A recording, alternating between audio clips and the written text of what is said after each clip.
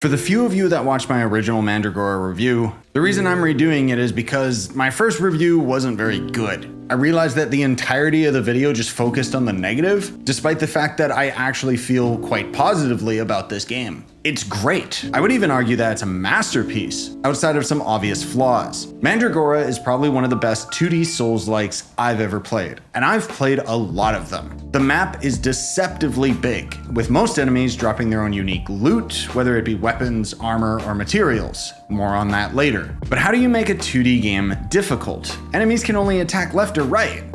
Well, for the most part, enemies and bosses will have a limited set of attacks that you'll have to learn in order to win. Which is why it pains me to say this, but the difficulty scaling is awful. No joke, you'll fight enemies and bosses in the second area that are copy and pasted from the first zone, but they have higher health and damage values. You will also fight the very first boss multiple times through the campaign. And even once you get the achievement saying that you've killed the last one, this game suddenly throws this goat dude at you multiple times. That isn't to say there's not a lot of unique bosses throughout the game that are actually fantastic. By far one of my favorite bosses is this puppet show. But compared to a game like Hollow Knight, which has 47 unique bosses, it's a bit underwhelming when you fight this guy for the 15th time. The thing is, the cloned bosses wouldn't be so bad if they at least added unique attacks, slowly adding complexity to their fights. But nope, they're the exact same.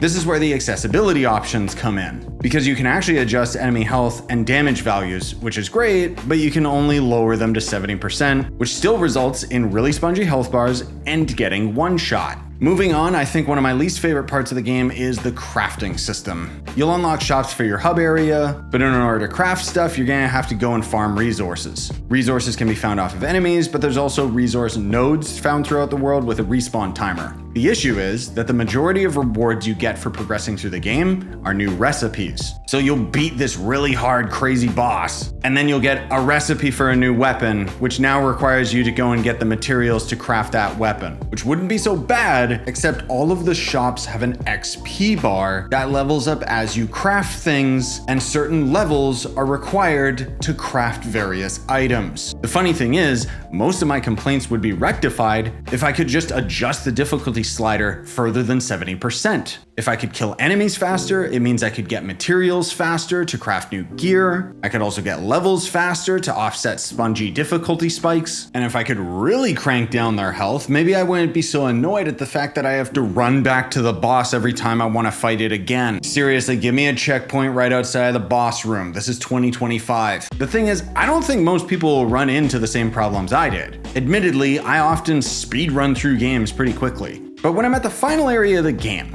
at level 81, with the heaviest, most offensive armor in the game, and a normal enemy can two-shot me, it makes me wonder if playing through this game without being a tank is even possible. Thankfully though, you do unlock the ability to respec your character at any time, and you can also spec into multiple classes. The fact that it's an option means that you don't have to regret the class that you chose at the beginning of the game because you can always swap. At first I felt really conflicted with my thoughts of Mandragora. There is a surprising amount of content in this game that I would describe as filler, which is a shame because there's equally an amount of content that is clearly created with passion. So aside from the game's odd pacing issues, spongy enemies, and copy-pasted bosses, Mandragora is well worth playing to the end credits. And if the game gets patched, allowing us to adjust the difficulty slider even further, it could make this game incredible.